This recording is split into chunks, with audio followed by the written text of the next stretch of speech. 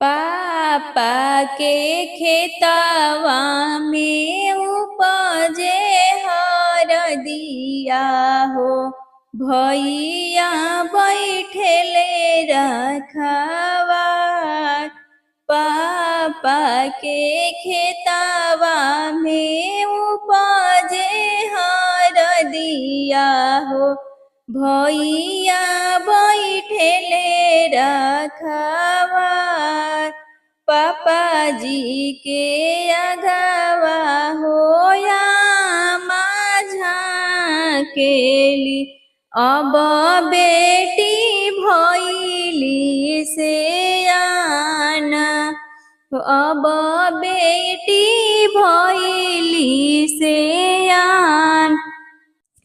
पापा जी के अगवा हो कहेली मम्मी, अब बेटी भैली से आन हो, अब बेटी भैली से आन।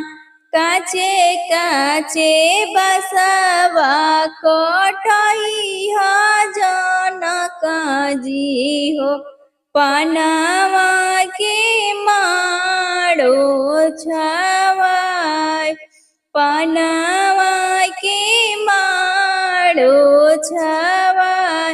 चौका पर बैठेली बेटी हो सीता बेटी, हरदी चढ़ेला सिर माथ।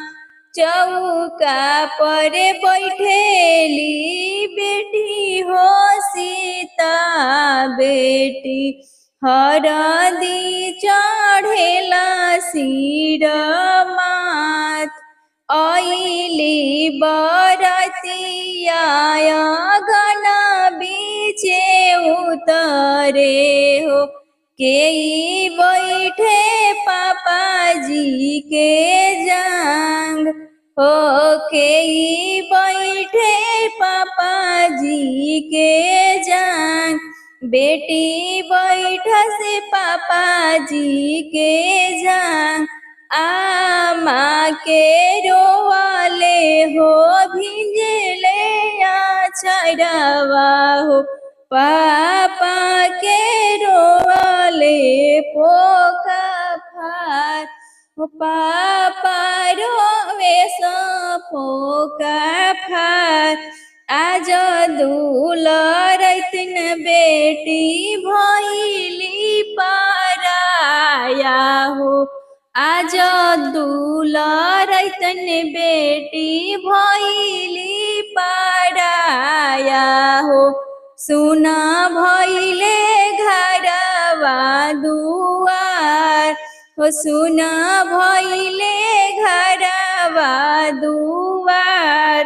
चाचा के खेतवा में उपजे हरदिया हो, भैया बैठले रखवार।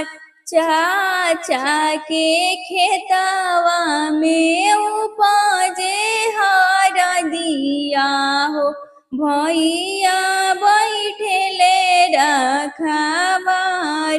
चाचा के अगवा हो कहेली चाची, अब बेटी भैली से आन हो, अब बेटी भैली से आन।